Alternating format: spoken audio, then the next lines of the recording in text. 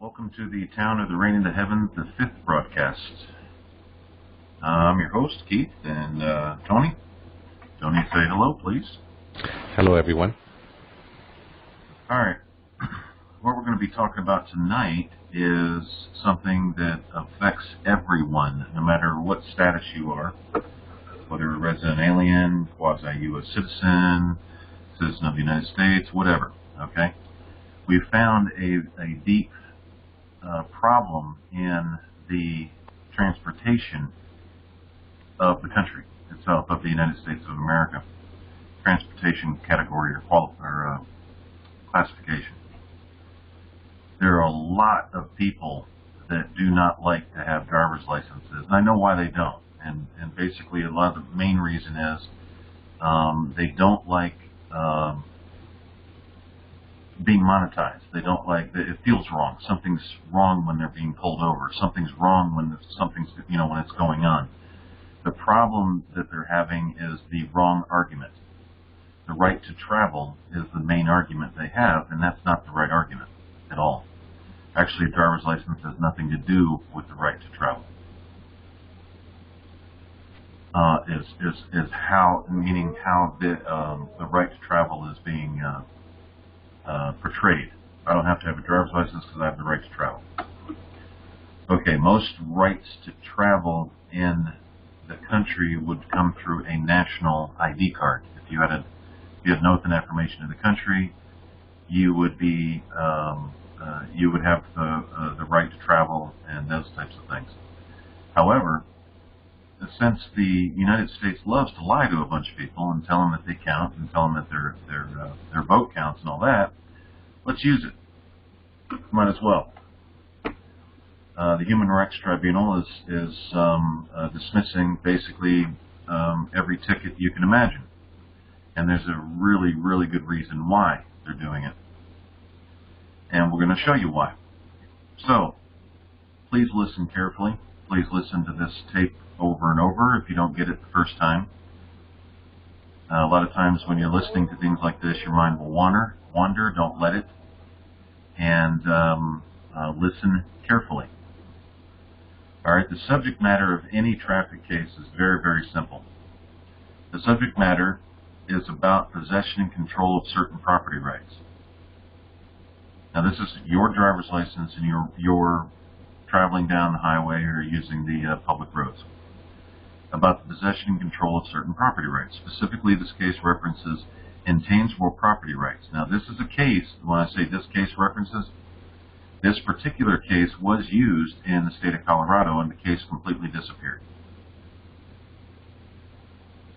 And it's going to be used more and more. All right? The government of the state of Colorado, this is in Colorado, has claimed that a license is suspended.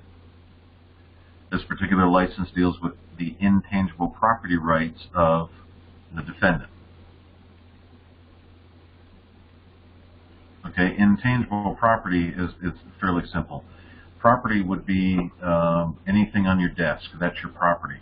Your intangible property is the right to use that particular desk. So if you have a vehicle and you go out to a parking lot, you exercise your intangible property right to use your vehicle all the time. If you go into another vehicle that's not yours, then that's stealing. So this is how important intangible property rights are. You own the car, therefore you have the right to use the car. The right to use the car is property. That's considered intangible. The property itself, the tangible property, would be the car that you have your name on. So there are two separate pieces of property right there. Categories. All right. The government of the state of Colorado has claimed those certain intangible property rights of the defendant. Okay, so not just the state of Colorado, every one of the states in the union are claiming your intangible property rights to the use of your vehicle. But it gets really, really specific. Now, all people that claim a nationality, this is easier if you claim a nationality. If not, you can use it as a U.S. citizen.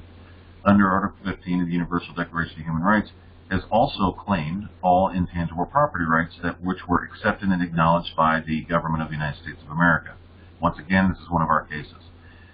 As the subject matter of the issue is intangible property rights that are classified as human rights, the recognition of the government of the United States of America by the government or political party of the state of Colorado is irrelevant. So it doesn't really matter whether our government recognizes the government of the state of Colorado or its political party in this particular case, and it doesn't matter if they recognize us and our political party, our government and our political party. That is not the problem. The problem here is intangible property.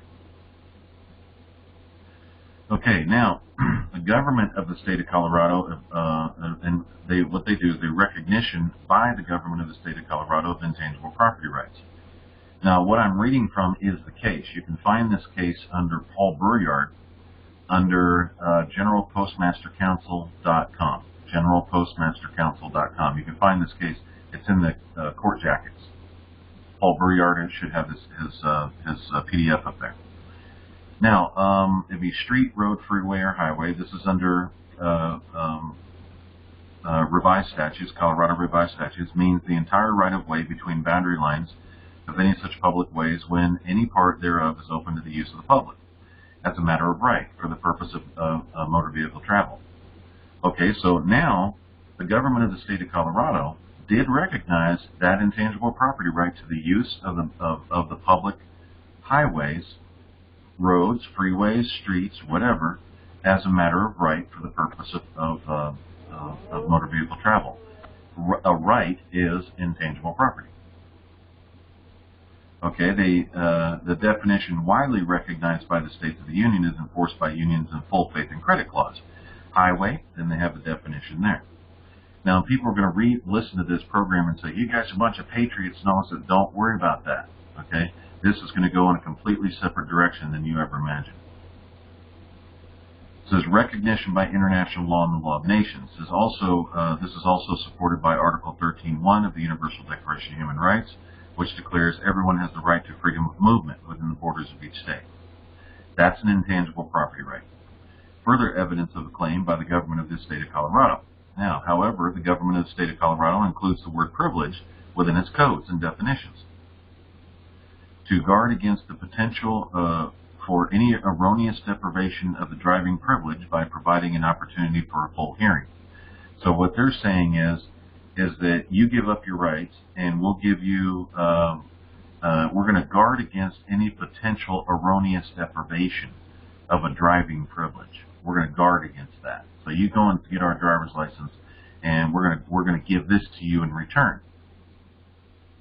Well, that's completely backwards of what's supposed to happen. Thus, it is clear that the government of the state of Colorado recognizes the use of the public highways as a privilege, even though right in their revised statutes it says it's a right. So the evidence for this privilege claimed by the government of the state of Colorado is its driver's license. Okay, so we clearly have two separate states within one state. One, which is the revised statutes that recognize the use of the public highway or any roadway or streetway or even alley as a right, which is intangible property.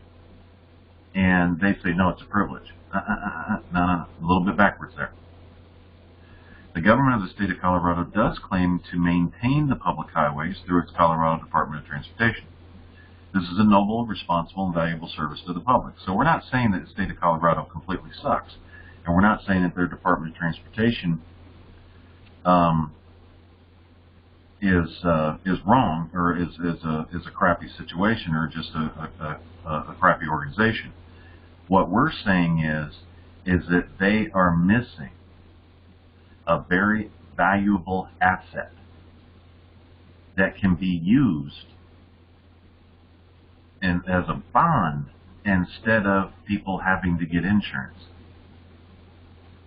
They're missing a lot of money. Okay? Now, restrictions of the state of Colorado that must be obeyed by its government. Now, keep in mind that the state of Colorado, or any other state, may have 4 or 5 different types of government.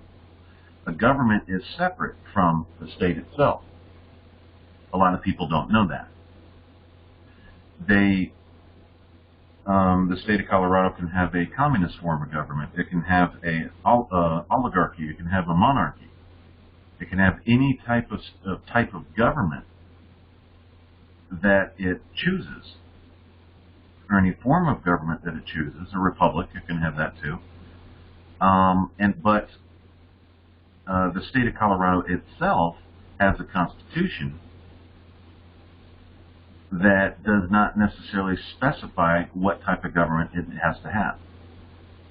However, if a communist government was in the state of Colorado, it still has to obey the Constitution of the state of Colorado. It doesn't matter. They don't have a choice. And we're going to show you why. However, the government of the state of Colorado is restricted from taking property without just compensation. The Constitution of the State of Colorado, Article 2, Bill of Rights, Section 15 reads, "Private property shall not be taken or damaged for public or private use without just compensation." So, is your intangible property right to the public highways private property? I would say it is. It's your own personal private property. When you turn 18 or 21, you have that personal private property. And it can't be taken without just compensation. Now, taking of private property without just compensation by the government of the state of Colorado would demean the state of Colorado to a citizen and subject of its own government. In other words, now the state of Colorado will become a subject to its government rather than the government being a subject to the state of Colorado. It turns right upside down. And reduce the state of Colorado to a mere thief, stealing from fellow citizens under the authority of states' rights. So, if the state of Colorado is now subject to its own government, and that government says, okay, now we're going to use the state against the people, that's a complete flip-flop.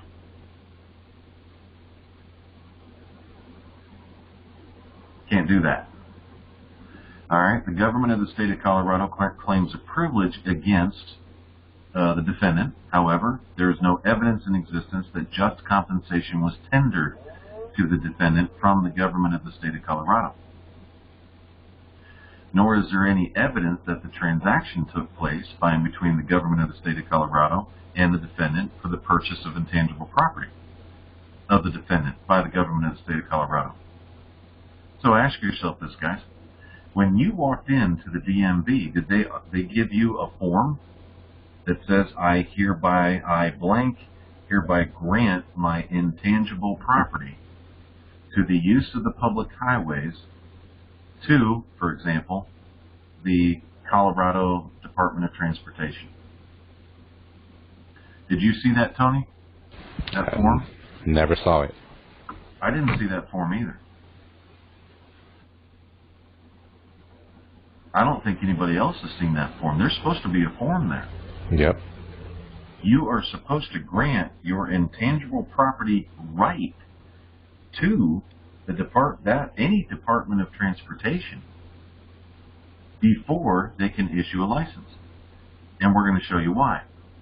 Therefore, lacking consideration, a license issued and a license accepted does not exist by and between the two parties listed in the above style of the case presented. Further, without consideration, there is no contract, and without the existence of a contract, there is no controversy for any court to settle. So, Mr. SPLC and all these other communist organizations, when you have an individual that's saying, I don't need to have a driver's license, I'm not going to have a driver's license, that shit doesn't apply, they're absolutely right. It doesn't, because, Mr. Communist Government, you guys never asked for the intangible property right to the use of the public highways to be transferred to your Department of Transportation so that you can in turn license it back to the original owner. under terms and conditions of state statute.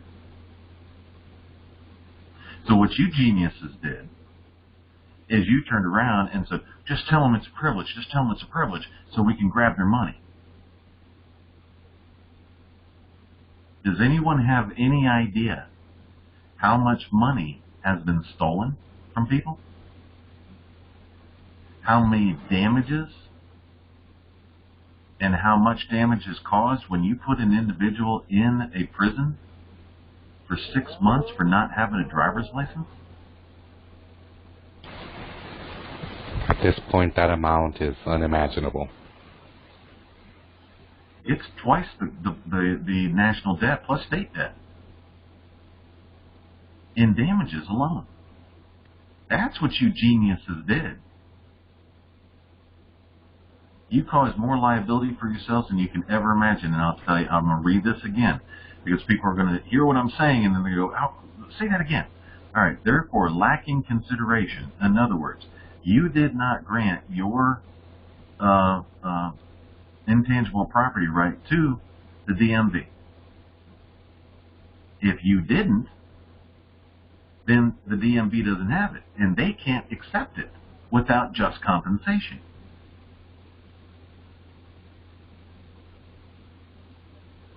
Otherwise, they're in violation of their Constitution, which makes the statute unconstitutional as hell.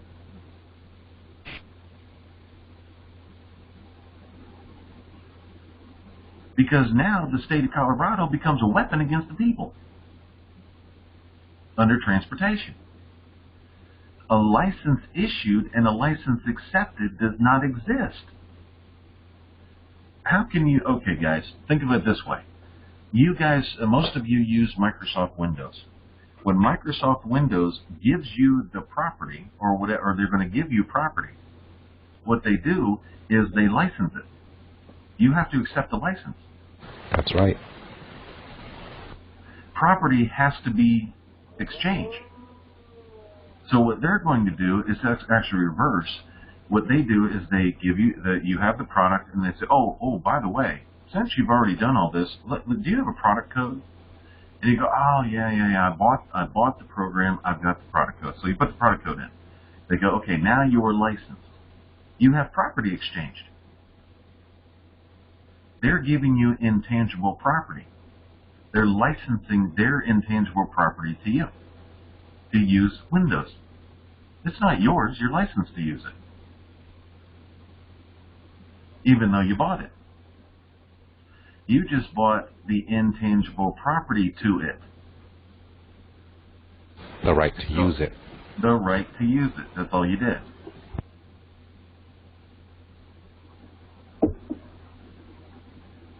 Without consideration, there is no contract. Without the existence of a contract, there is no controversy for any court to settle. In other words, folks, the driver's license that you have in your pocket doesn't even legally exist. No one has a driver's license. Therefore, nothing can be suspended. Now, most people will say, oh, you guys are just doing this because, you don't want to pay taxes. Whatever. I don't give a crap what you say. What I do give a crap about is the simple fact that one day, that same individual saying that is going to have their license suspended. They're not going to be able to go to work. And guess what they're going to do? They're going to find a lawyer that ain't going to help them. And guess what they're going to do again? They're going to start coming over here asking us, hey, man, this is unjust. This is this, this is that. The same very people that make fun of you now, if their licenses are ever suspended and they can't drive any damn where, they can't go anywhere, and they can't get to work, and they get fired, and all this other stuff, guess what happens? They end up over here. Why? Because that's what happens all the time.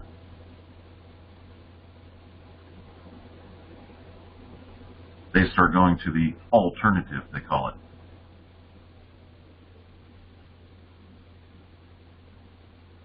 Okay, so this is what needs to happen to fix this. To fix this problem, number one, driver's licenses no longer required. They have to be voluntary, just like they were in the 1970s. You didn't have to have a driver's license in the 70s. You didn't have to have one in the 60s or 50s. None of that crap happened till the commies got in and started trying to take over and doing their thing. They started making it required and all this other junk. And then they started saying, well, this is an arrestable offense. No, it's not. It was voluntary. It always was voluntary. It needs to go back to being voluntary. I'm going to tell you why. Because of the simple fact that the individual that does not want one will be fully liable. In other words, it's up to them to go get insurance or have enough money set back to be able to cover damages. A driver's license doesn't solve that problem. Whether somebody hits somebody else, it doesn't stop traffic accidents. You're still going to have the same amount of traffic accidents whether you like it or not. That's what happens when you hurl yourself down the road at 70 miles an hour in a steel box. So just get over it. Okay? Now, here's the hidden value. Here's the benefit that can be done. When an individual says, you know what, I would like to get a driver's license. This is what you do. The DMV comes out and says, okay, here's a grant form. We need you to grant your intangible property right to the use of the public highways to the DMV before we can issue a driver's license to you, before we can license it back to you. Now, why would anybody want that? That's the weird part. Why would anybody want to do that? That's crazy. Well, unless the value of the intangible property right to the use of the public highways was valued at about $750,000 in a bond to cover you for any damages you may cause, and due to the simple fact that that value is free. In other words, you don't have to pay anything per month to keep that going. You can renew it every year, but you don't have any real premiums. The intangible property rights are collateral. It's your property. Then, this is what happens. The DMV turns around and hands you a 30 to 35 page contract that says, please read this contract, please initial here, here, here, and here, and here, on the all to let us know that you read this. These are the terms and conditions by which you hold this license.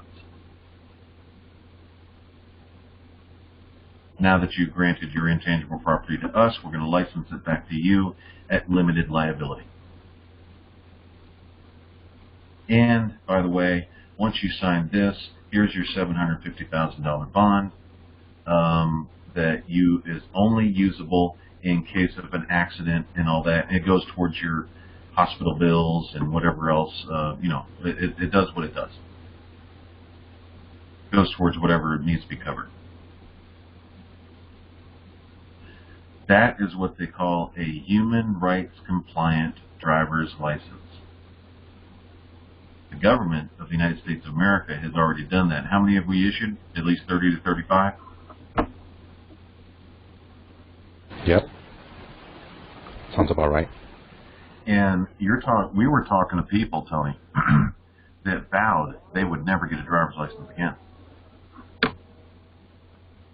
They were going to drive without anything. And guess what? Every single one of them were bugging us to do this. Hey, how many times did they get after Alice about Wednesday night contract? Yeah, every night. Hey, I want to get my driver's license. I want to get a driver's license. These are people that weren't even required to get them. They were getting them. They will never have those issues again. I'm talking about the DMV. Any state DMV. Guys, you're idiots. You don't know how to run simple contracts with people. This is contract law 101, man. This is the simplest thing. You should be learning this the first week you're in law school. The first week. And y'all can't figure out, when you're writing your own statutes, by the way, you guys can't figure out that, oh, well, wait a minute, hold on a second. Do you think that we need to issue a grant deed or some kind of granting document to these individuals to grant us that intangible property right to the use of public highways, even though the simple fact that we wrote the same statute that recognizes it? No, what those guys, those geniuses, did is they turned around and says, we're going to ignore this part because we're going to classify this under this, and then we're going to put this over here. So what you just did was you made yourselves thieves. And you wonder why people can't stand the way that system works.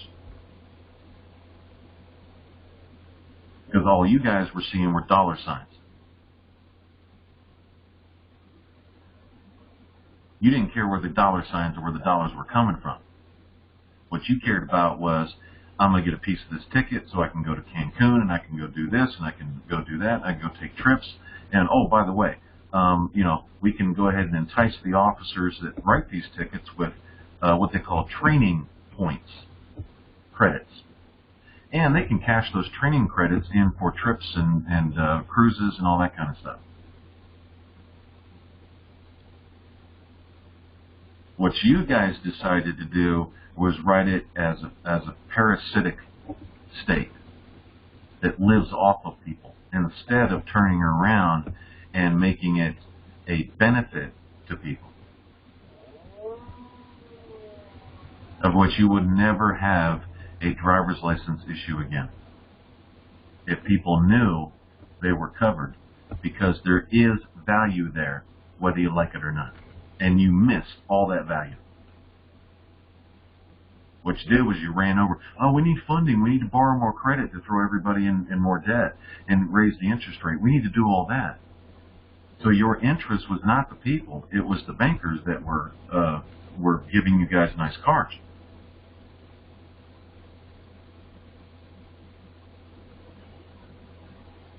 And making you feel like you're somebody and important. Meanwhile, how many lives have you ruined that you're going to pay for, whether you like it or not? Natural law, man. What comes around goes around. Look what happened to the current system that's sitting there now. That thing's in shambles. Look at the New York Times.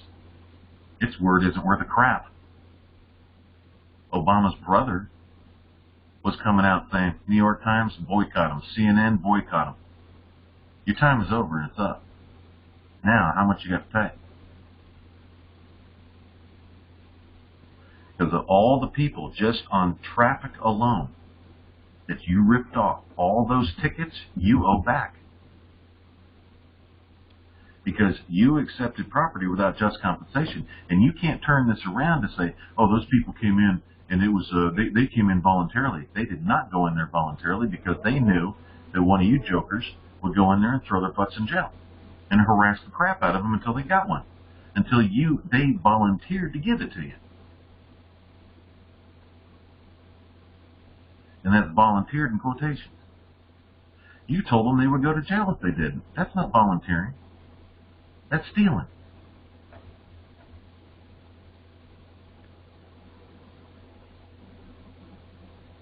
Now, folks, we've used this a couple of times. You guys are welcome to look at it. The Human Rights Tribunal International is, if you want to do a transfer of venue on any basic traffic ticket for no license or any traffic ticket at all, is dismissing these cases and sending this type of paperwork back to the court, basically telling them, you have no case. You don't even have a license that legally exists. It doesn't even exist on paper because no property was transferred to license.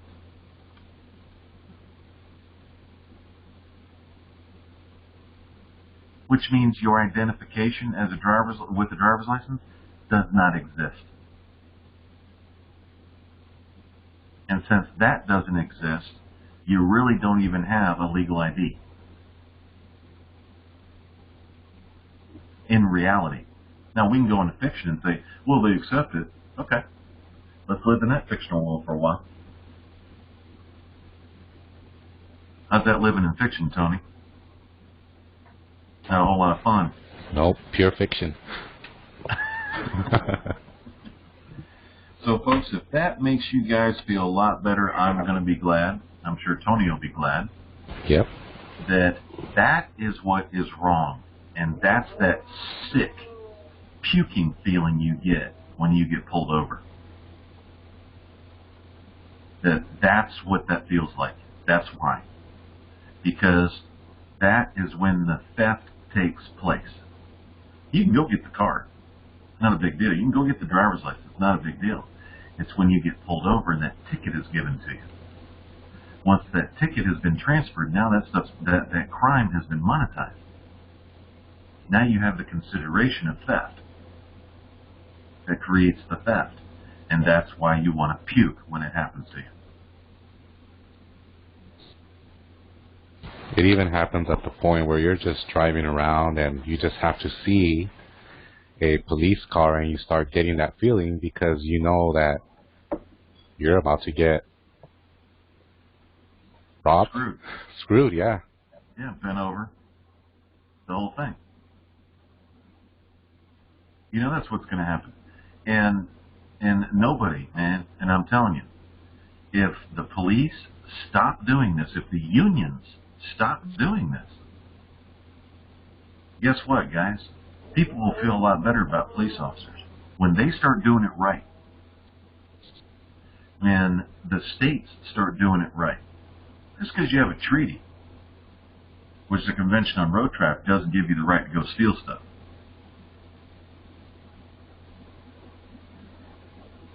And it doesn't give you the right to take people's property, private or public, or private property without just compensation.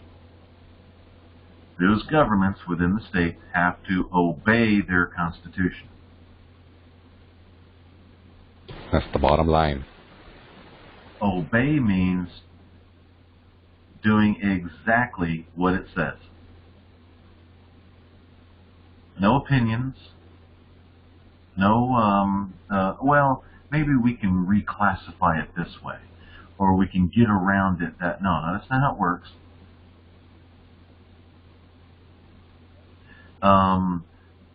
Well, it wasn't written in the Constitution, so it's constitutional. Stop it. Stop doing that.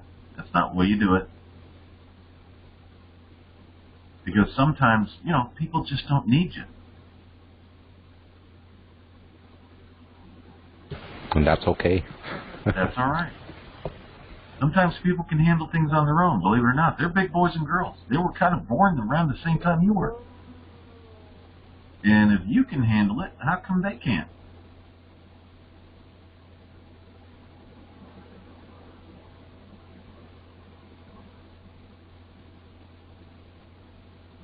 So next week, what I would like to do is, I've got to go look up some research. There was some research that we did a long time ago. It was actually believe it or not, it was a small group of people that we had.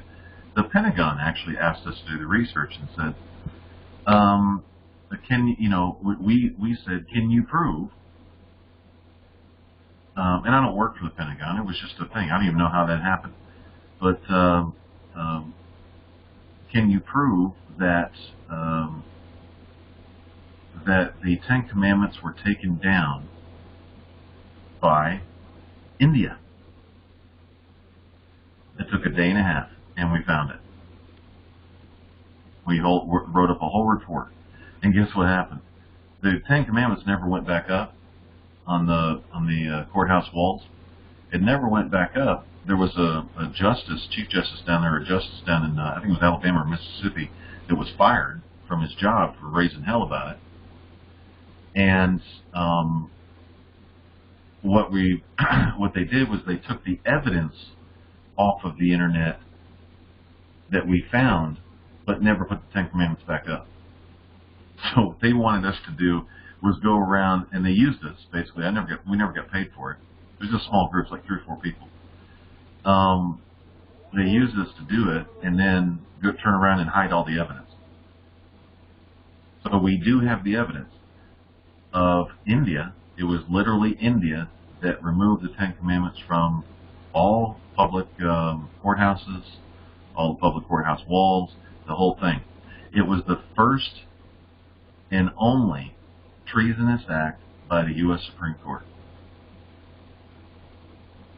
So people keep talking about treason.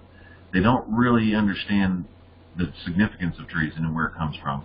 So we can discuss that next week in the next radio program. I think you guys are going to like that.